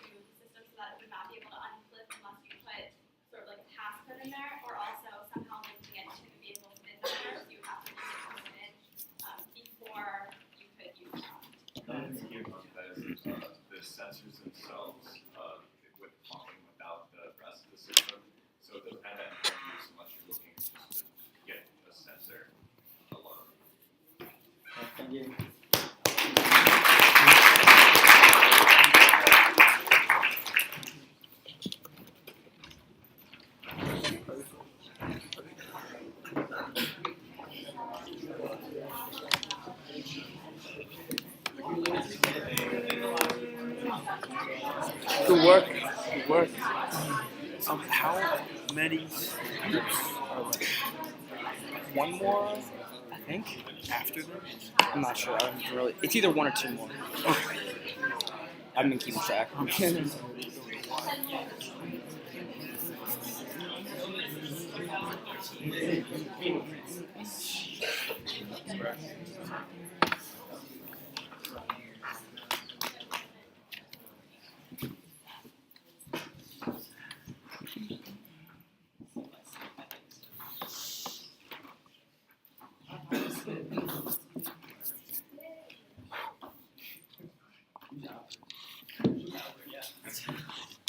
My boy.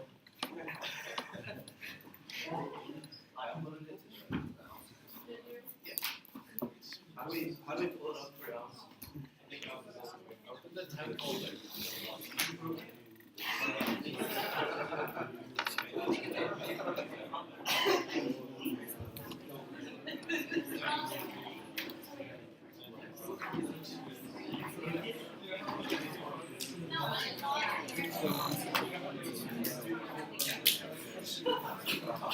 Okay, hello everyone. We're Team QSI and we're here today to present our new product called Glassy. I'm Connie. I'm Josh Stoner. I'm Alex Caramante. I'm Delonte Souza. And I'm Leah. So to start off, we first wanted to look at the problem and I wanted everyone to take a look at my phone. This is the iPhone 5C. It has lots of great features. I really like the pink personally. And it's brand new. I just bought it last week. And there's only one flaw with it. So I dropped it last night, and I promise I didn't do this on purpose for the presentation. But we wanted to bring up this example because we felt that it was very representative of the kinds of problems that we were looking at when coming up with our solution. So I want to take a quick poll. How many of you have ever experienced this problem or a problem like that, where your phone completely? Okay. Anyone willing to share a story, Dr. Bailey, of what happened? No, I don't like the case on my phone because I wear it in my dress pocket, and I dropped it in the parking lot where they had a freshly done kind of concrete. And fortunately, it was an iPhone. I think I had a 4S at the time in the back, just completely cracked out the front. And so I went online and learned how to take the screws apart and take the case apart, and then I put it in one out. And it was a pain in the butt, but it worked out. Anyone else want to share? I saw a couple hands. Okay. Yeah, I was in class last semester, and I had my phone out just on the desk, and I reached over to grab a paper, and I just knocked it with my elbow. But it was probably like this distance, and it still cracked.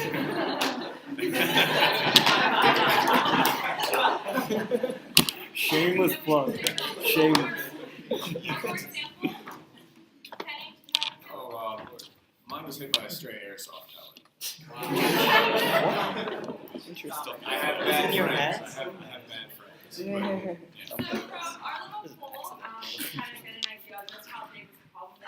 And one of the problems is that there's so many different problems to get to this state. So just how big is this problem? We did a little market research, and what we found was that 20 million iPhone users damage their phones in the United States alone each year. Additionally, we found research that supported we spent $13 billion repairing damaged iPhones and Android phones. So if you have an Android phone, we're including you too. Since 2007. So our group, recognizing the magnitude of this problem, really wanted to find a solution that was innovative and that would effectively solve the problem. So now I'm going to hand it off to Delonte, who's going to talk to you about alternatives. Thank you. Thanks, Leah. So we see that we have the problem of cracked phones, and there are other alternatives that exist to, fix your screen. But I'm here to tell you about what makes our product different from all these. So you can go to your retailer's phone store, get your screen fixed, but that usually involves waiting in line and getting to and from the store and having to pay, the cost to get it fixed, which is just inconvenient, right? Then you could just go out and buy a new phone altogether, But if you're in a contract, that usually leads to conflicts there, and a new phone is really expensive anyway, so who wants to do that? Then there's another option, which is to go to a local phone store and get your screen repaired like that. But from the research that we found, we've estimated that $70 and $150, depending on where you go and what type of phone you have. Finally, there's the do-it-yourself method, but if you're not exactly experienced in fixing phone screens or anything like that, you could potentially cause more harm than good to your phone. So I'm going to hand it over to Alex to talk about our solution, Glass Glue. So our solution we're proud to present as QSI is the Glass Glue. Works with the Glass Glue pen and then the scraper, which I'll kind of touch on in a second. But we have 5 main product points we want to kind of get through, and hopefully you guys see these at the end of the presentation. It's that the solution is very quick, easy, convenient, affordable, and a do-it-yourself product.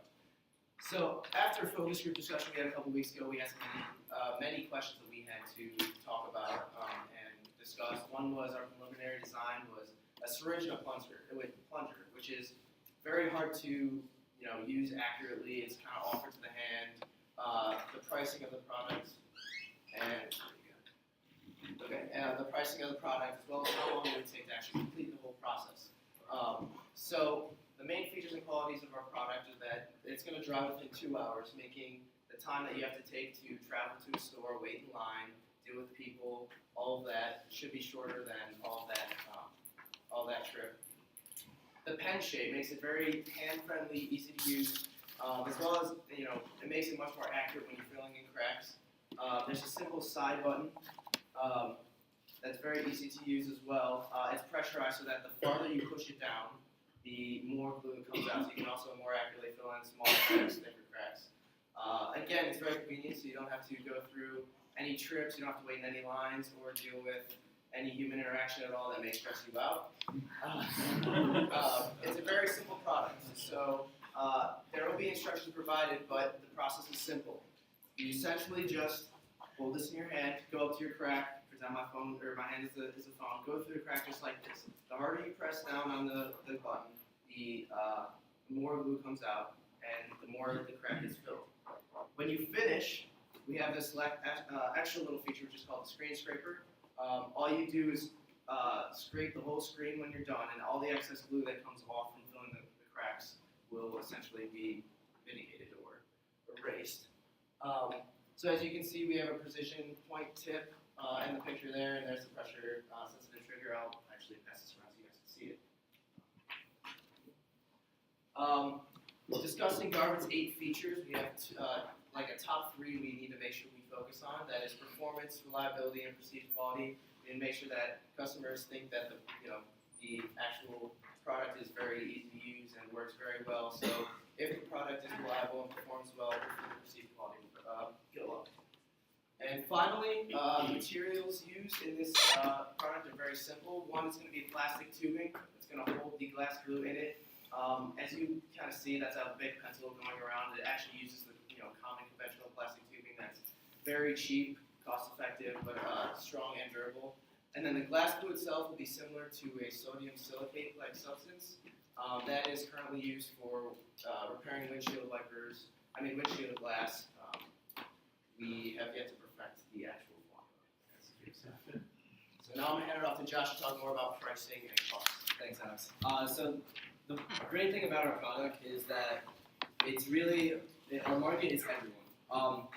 There's no age discrimination. We decided, we talked about it earlier, that the 20 million people that crack their iPhone screens or Androids comes from 60 million people in the US that have either iPhones or Androids.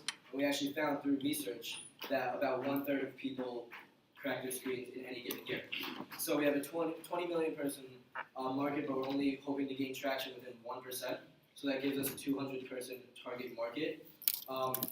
After doing a little bit of research, we found prices or cost for the plastic tubing to be about 50 cents a tube, which obviously is very cheap.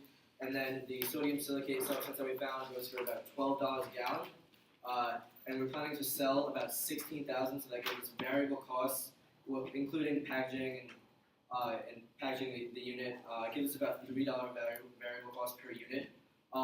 Using a reasonable estimation for fixed costs, such as manufacturing overhead, transportation, all that, you can say that we'd have about $7 total cost per unit, which could give us $3 profit per unit by planning on selling it for about $10. Now the reason we decided to put it at such a low price because we are the only do-it-yourself screen fixer in the market, and putting it at such a low price really gets people to buy it. So that'll give us a very big profit margin. We hope to sell about 16,000 per month. Now I'll give it to Aaron to wrap it up. Okay, so as you can see, Glass really goes above and beyond the other alternatives in the market today. And that was really especially exemplified by what Alex said before about our 5 points that we talked about. And we at QSI believe that since cracked phone screens are such a big problem, there should be a quick fix, not just a pain-in-the-butt solution that everybody has to go through when everyone fixes it. So we want to thank you guys all for listening to us talk. We have just a little bit of time to answer any questions you guys might have. So feel free to ask.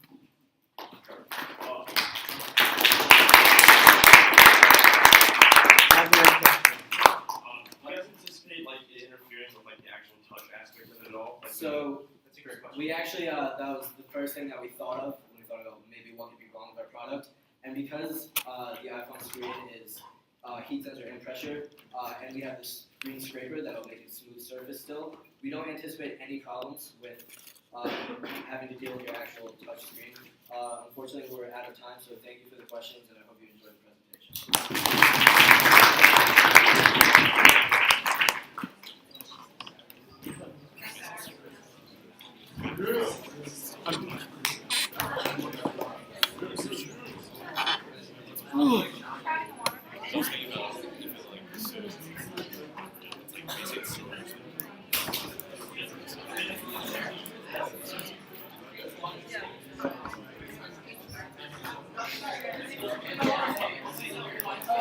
Pulled it out my butt. Alright, number 9 at the chart for number 1 in your hearts, ladies and gentlemen. Here they are, club 22. Yeah.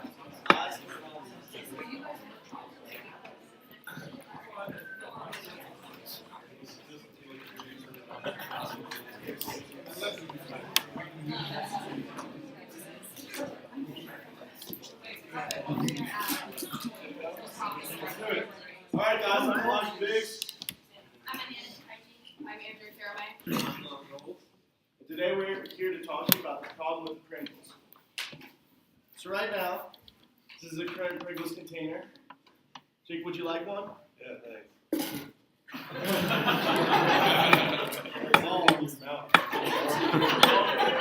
Oh, now you gotta turn it. So right now, the current Pringles container is 10.5 inches tall, and it only has a diameter of 3 inches across. But the average hand is only 7 inches long and has a diameter of 3.1 inches across.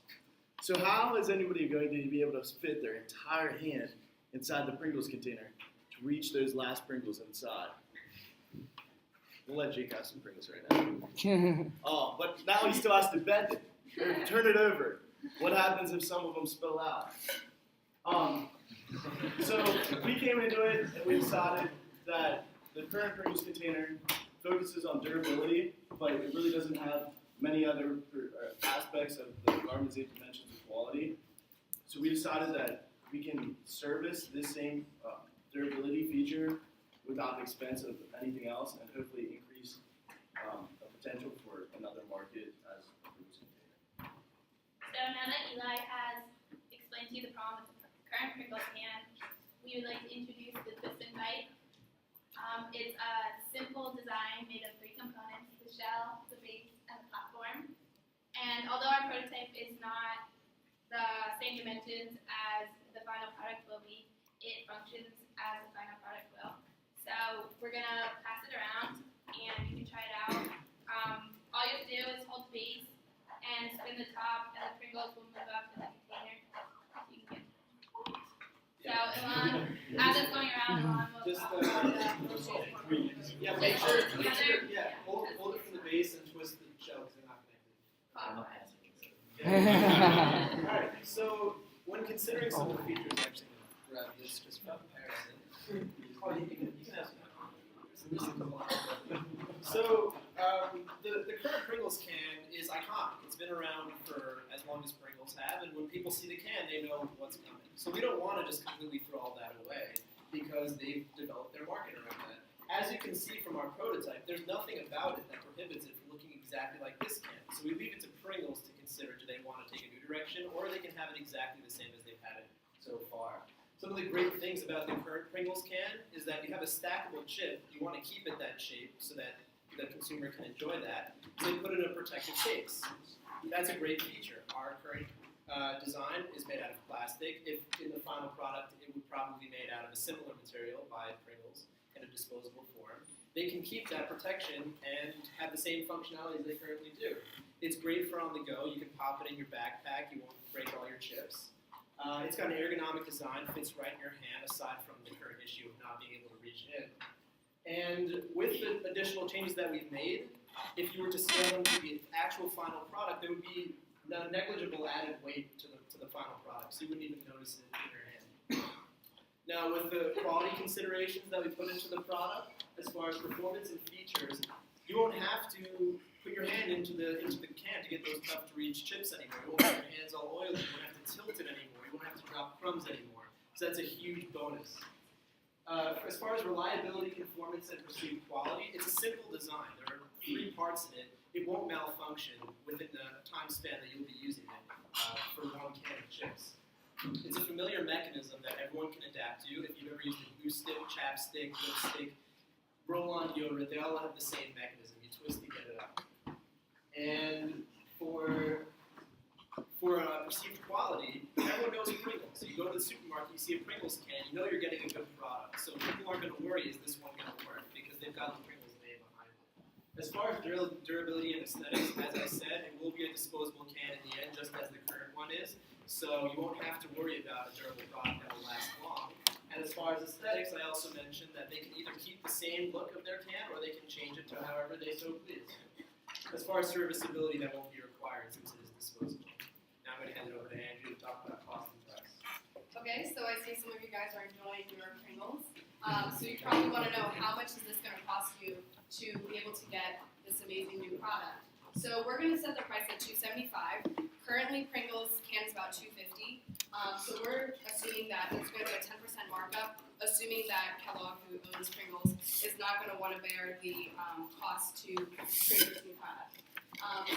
Some of the variable costs that we factored in are material costs, which is about 10% of the $2.75 that we priced our product at, and also transportation, which is another 10% of the price that we decided to price the Pringles can. Our idea for our cost and price is that we would give Pringles the idea to use our can, and they would just supply the Pringles and stuff like that in it. Kind of similar to what Pepsi used to do, where they would outsource whoever made their bottle, and they would just add the liquid into it. That's kind of what we're deciding with our product. In terms of quantity, we're assuming that because this product is going to probably increase how much Pringles is going to receive revenue from, how much Kellogg is going to receive revenue from Pringles. We're assuming that it's going to be about a 5% increase in their revenue from this product for that particular market segment. So for our profit, we would like to take 3%, assuming that their revenue increased by 5% from using our product. In conclusion, and while this still goes around, basically, we found a problem with the current Pringles container. Although Pringles is very distinct with their features, and it offers a selective market, and everyone knows that Pringles are recognizable. They're not as bad like many other chip companies are, but more so in this can. They're easy for transportation. Sometimes Pringles still get smashed up in this can, but oftentimes they're not as smashed as chips that come in bags.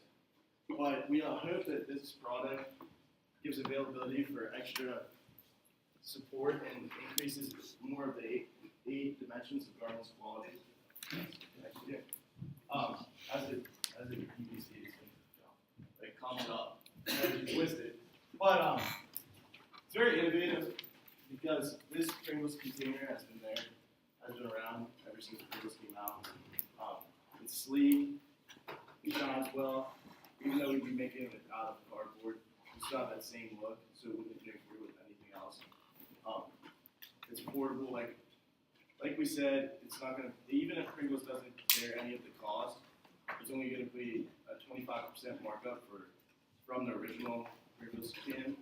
It's very ergonomical, you can hold it just as easily as you can the current Pringles can. So So with that, do you have any questions about our product or our design?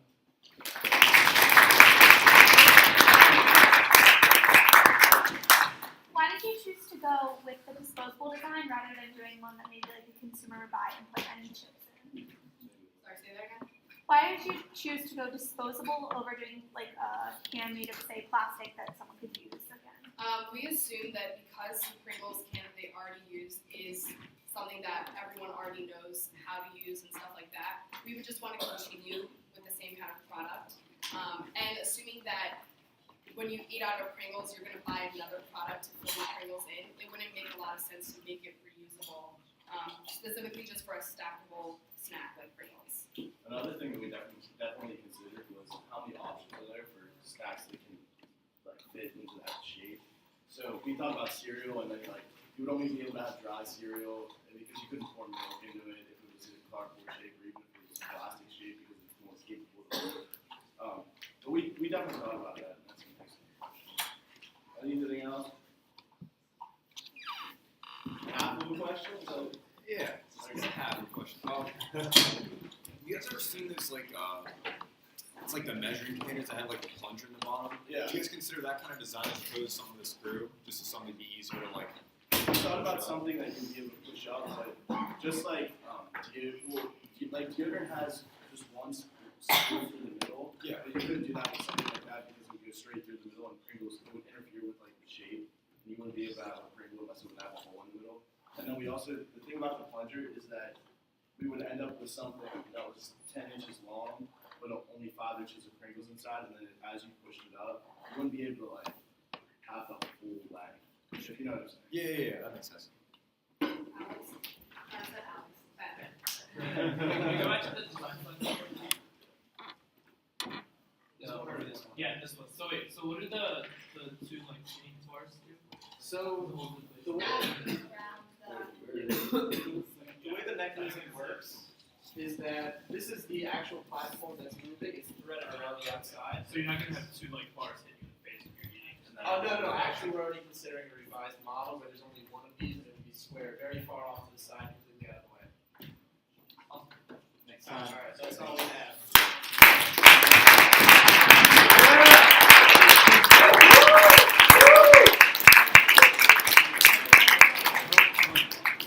I'm just thankful that Q22 decided to redesign the Pringles jar, not a beer bottle. Okay, so first of all, a job well done. Let's give everybody a round of applause again.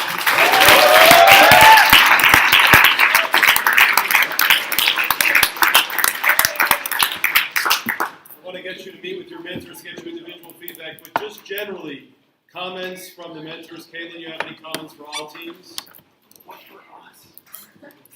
I think everyone did really great, and I think that anything that wasn't something that you definitely would have been able to do if you were given more time, but with the setting, you weren't allowed to. Bo? The physical presence, well, I guess not physical, but the presentations themselves, like the PowerPoints, were like way beyond the level of like a PowerPoint. So they've done that really impressive.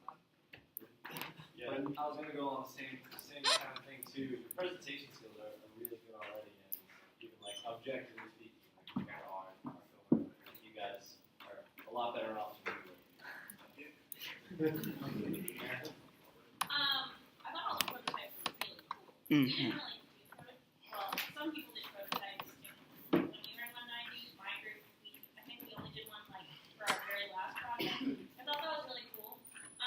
And just a suggestion that I would have, because it's just like a personal preference, when you guys are presenting, the people who step forward and like speak in the room, like Dr. Bailey standing kind of in front of the desk and stuff, you look a lot more comfortable when you're presenting and stuff, and it just like is more engaging. So just keep that in mind.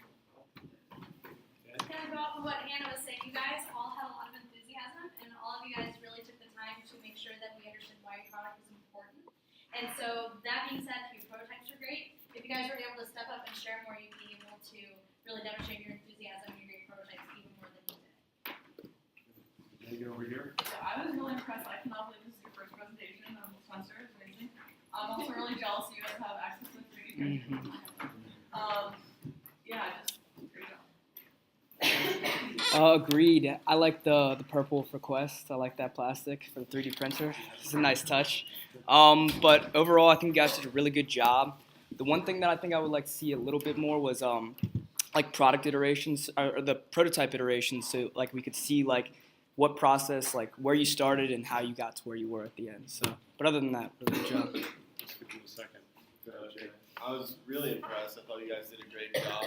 I think definitely the strong suit of like your entire cohort was really understood. You really conveyed the voice of the customer, which I thought is key. Some of the ancillary stuff, like looking at your market and defining that, yeah, you say 1% of that market, that's a good estimate. Maybe a little bit more analysis behind that would convey your point a little bit more. But overall, it was a great job. Really good. All my points were pretty much tapped on. Great job all around, very impressive.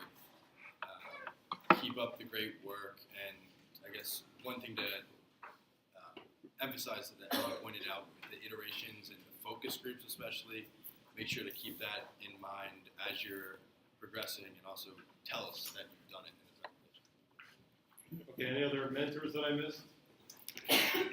Okay, our teaching assistant, or Luke.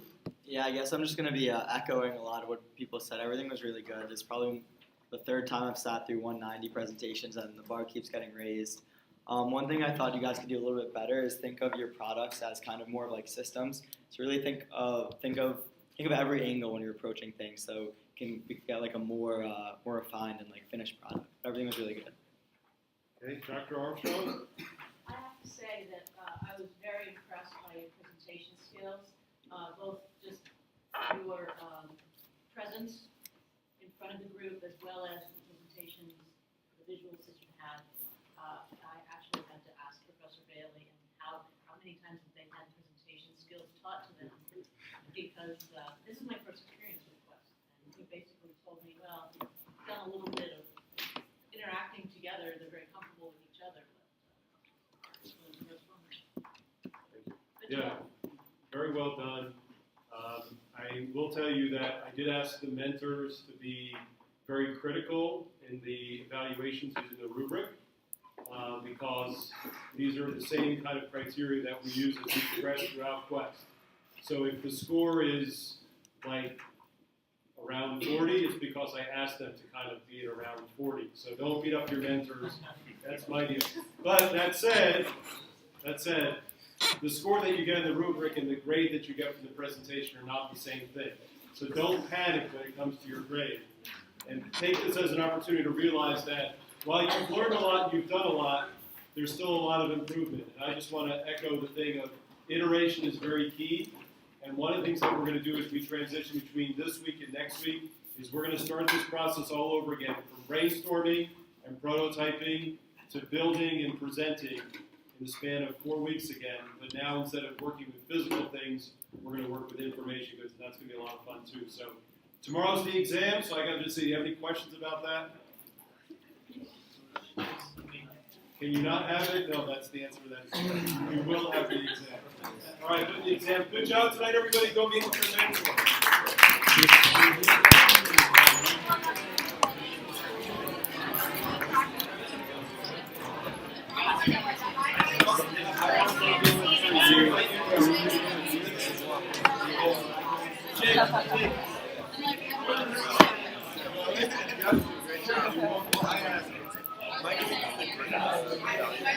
No worries. Wait,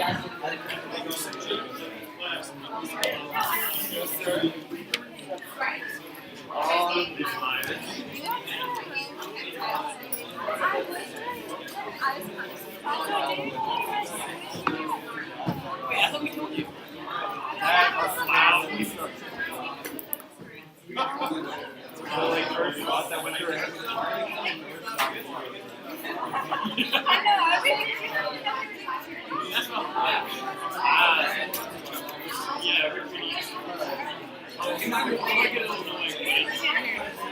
want to be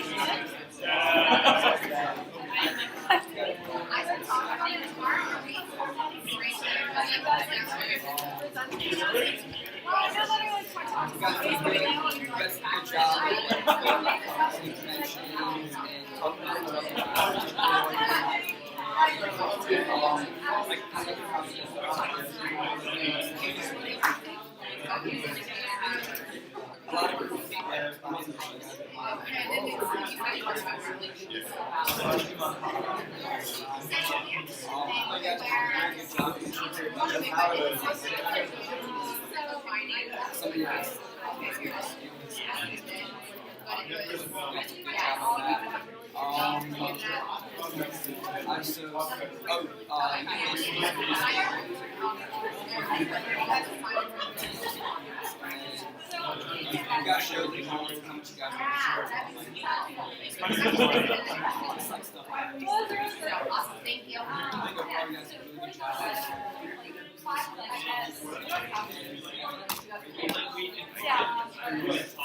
you.